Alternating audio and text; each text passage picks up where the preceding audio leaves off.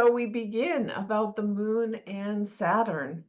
That's kind of an interesting start for us today to have these technical issues. And on one hand, there's the moon about caring and nurturing. And then there's Saturn, where there's obstacles and challenges, and we have to work hard to go through it. So we get a little taste of our own medicine just to begin.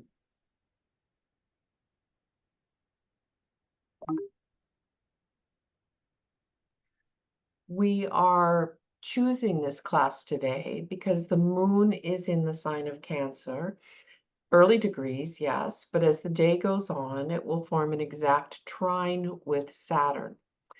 And I just thought, looking ahead at the classes, I always like to have something that's topical, something that we're feeling so that we can talk about it, we can compare it to our own charts, and we can feel how the energy is actually affecting us. So I'm going to ask each one of you to be thinking about this in terms of where is the moon in your natal chart? What sign, what house, maybe what aspects it has to other planets, if you know that.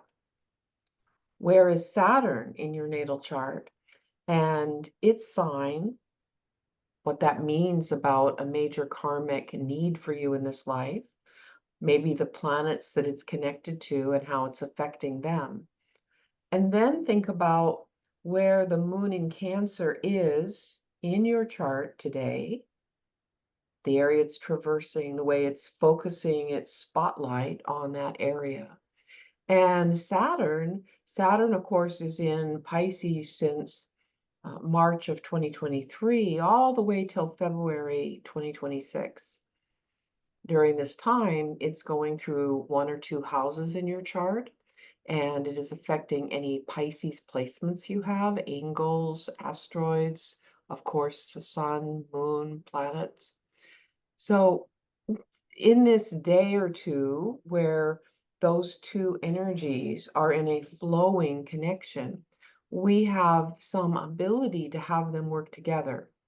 Therefore, having a deeper understanding of what they're about, even this little snapshot, and that's what it feels like. It's just a little snapshot of time. And we can also see that they are the bread around the sandwich of the primary transit planets right now. Of course, we have, the South Node, Part of Fortune, Vertex series, these things that are in a different space, but they are not our primary planetary energies. The only planet that's been kind of an outsider for months is Pluto. And Pluto forms a quincunx to the moon as we come into today's astrology. And a quincunx is an uneasy connection. The two planets don't relate to each other in any significant way. They are like oil and water. They can't be in the same room at the same time. But this exactness of the quincunx only lasts a few hours. That's not the bigger energy. The bigger energy, especially when we think that we can consider transits of the moon easily to 10 degrees orb, that means that in the next few hours, the moon is definitely, by even conservative astrologer standards, it is in a trine with Saturn. So what is all of this about? The moon represents our subjective self and our capacity for feelings. We think of the moon as being instinctive. Sometimes it's about like habit patterns, emotional habit patterns, the habits we have that help us feel secure. A lot of our subconscious mind, again, which is kind of like habit patterns, are connected to the moon. I think of it as heart's desire. And the heart's desire can come from that deep place in the soul. But it can also come from the things that just make us feel kind of secure on a personal, emotional level. So the moon kind of expands out into soul-centered consciousness. And it can also be very human and childlike and embody the inner child needs and unmet needs. We can be kind of immature with the moon, and we can be soul-centered. We can be expansive. Fundamentally, if I'm breaking the moon down to just a few words, I will say the moon represents our capacity for nurturing, feeling, and security. It's the way we nurture others, and it's also the way we wish to be nurtured by others. We can think of the moon as the expression of our soul. It's like the human part of soul expression. And before Neptune was discovered, traditional astrologers assigned a lot of intuitive capacity to the moon. So the moon was considered the realm of the deep feminine, and the deep feminine feels, has empathy, is connected to the unseen forces. So if we're evolved with our moon energies, we feel emotionally secure, we're capable of unconditional love, and to some extent we might be a healer, not necessarily a paid healer for our career, but people will find us to be healing. They'll feel nurtured, cared for, comfortable in our presence. Something will lighten about their energy. And the unconditional love is an important part of thinking about the moon, because I often say that we use our Venus to attract and stabilize relationship to us.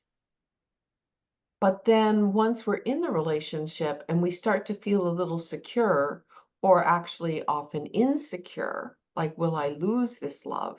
Then the moon comes forward and the inner children needs come out.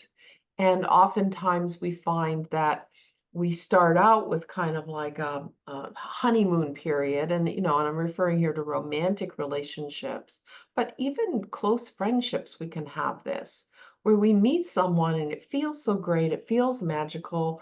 We trust in the relationship as we draw it to us. So perfect. And then the moon comes out. And when the moon comes out, sometimes our worst behavior comes out. We feel insecure, not good enough. We wonder if we're going to be abandoned. We start making demands to try to lock things down. The moon wants to feel safe. And this is where there's this play between your moon and Venus. You may have this very wild Venus, Venus in Leo with an aspect to Uranus, and I'm just, romantic and wonderful, and I'm valuable, and I don't need anybody. But then you have a moon in Cancer, or a moon opposite Uranus. And once you start to feel attachment, and the moon is all about attachment, then you're afraid you're going to lose what you've got. And you can ideally work on yourself and work with your lunar energies, or you're likely to act out and, have that insecurity come forward. And that can be challenging. Now, if you are on the average level with the expression of your moon, you'll often feel sort of secure-ish because of the relationship, and you feel kind of happy, and you're caring, and you're nurturing, and you're kind of just in a midway comfort zone with true feeling. But the dysfunctional moon becomes self-indulgent, childish maybe, emotionally undisciplined, indecisive or moody, insecure and timid. And so we will all move through all these words. We'll move through them through our whole life. We may move up and down, but the more we work on ourselves, work on old patterns of emotional energy, come into spiritual practice, find a little bit more neutrality, have more of the soul living embodied in our life, the better off we'll do with the moon. Now, the sign of Cancer directs a planet to be all these moon things, right? The moon rules the sign of Cancer. So The moon for a couple of days gets to be in its own sign, caring, loving, nurturing, healing, secure, insecure, needy, however that's going to operate.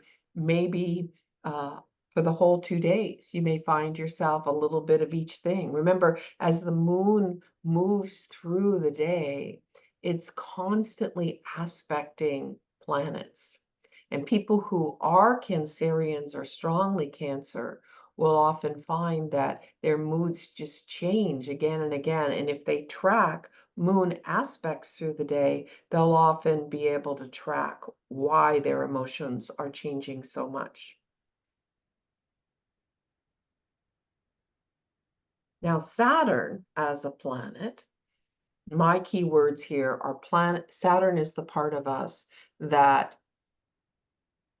achieves or goes for mastery, success, and accomplishment. It is like a karmic mandate within us to build something, to accomplish something, and it is steeped in the karmic trying of past lives, in my mind. Believing in past lives and believing in what the planets mean on that level is that it's not just you just came into this life with this Saturn placement. There's a reason why you have this Saturn placement. The sign that it's in, the house that it's in, the other planets that it's talking to.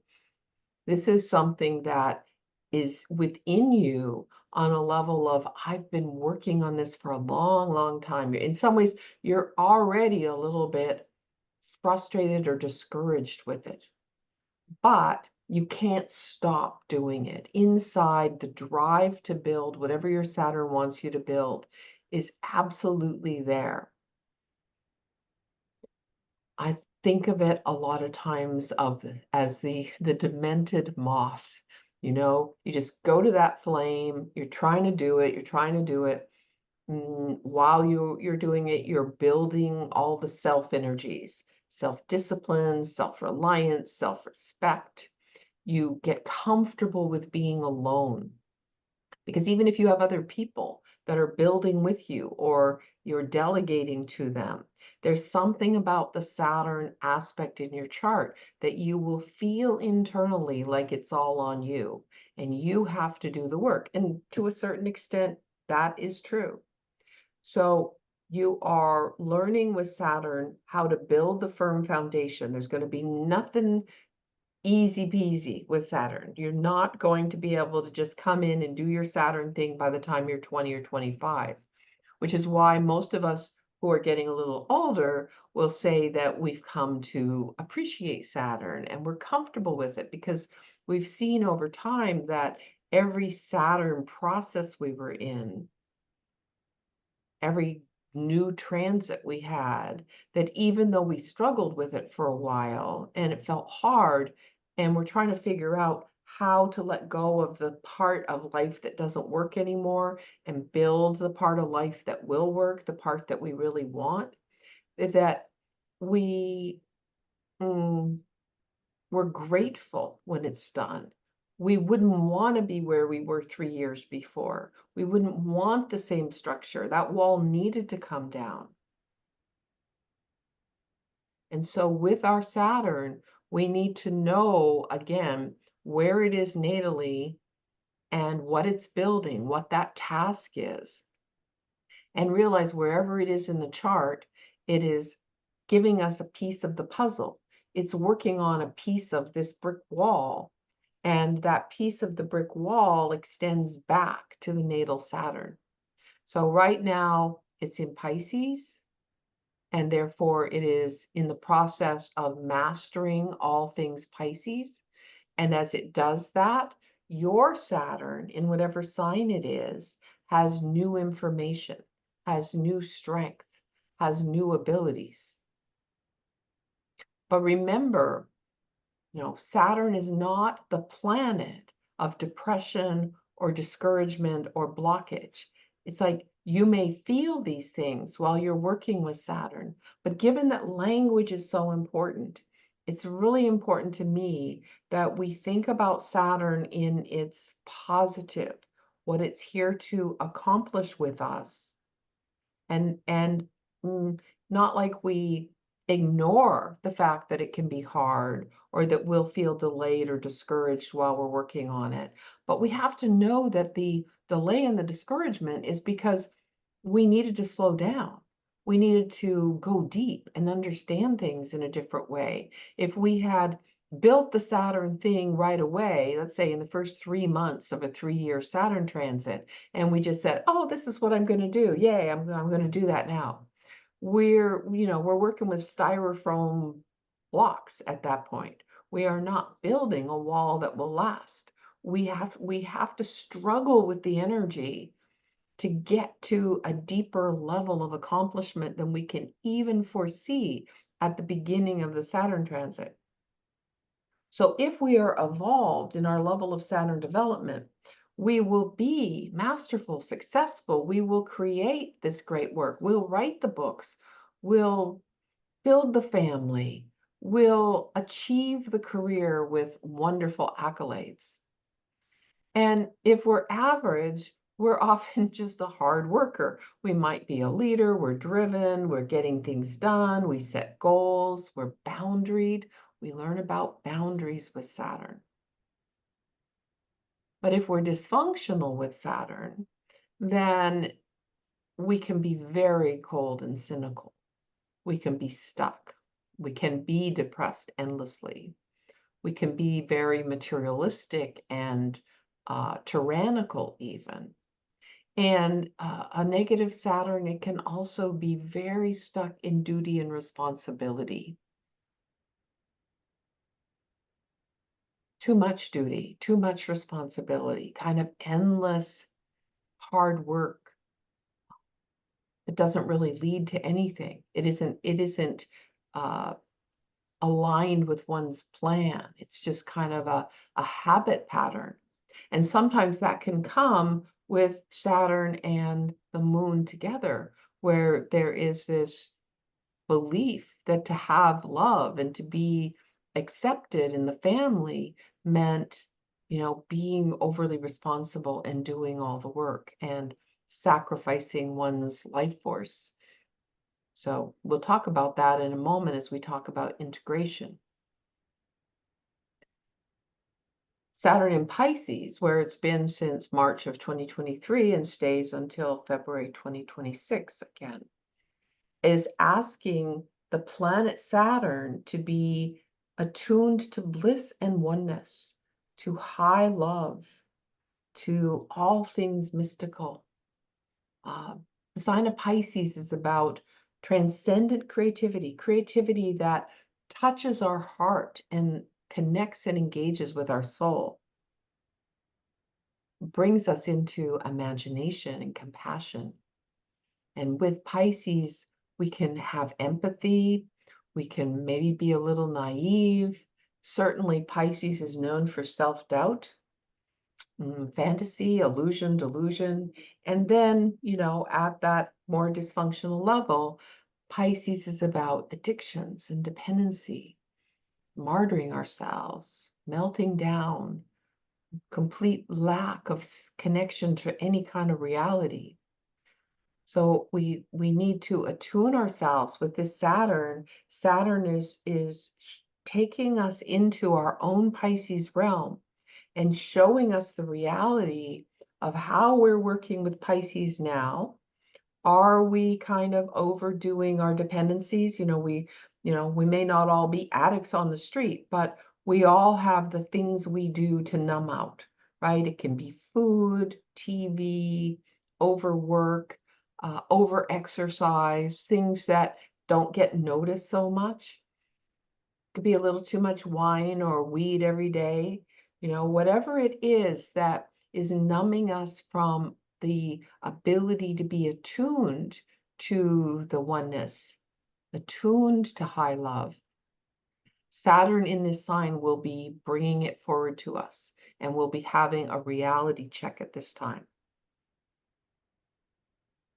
Now, how are we going to synthesize Saturn and the moon? The moon, the love, the nurturing, the unconditional. Saturn, the boundaries, working hard, building something.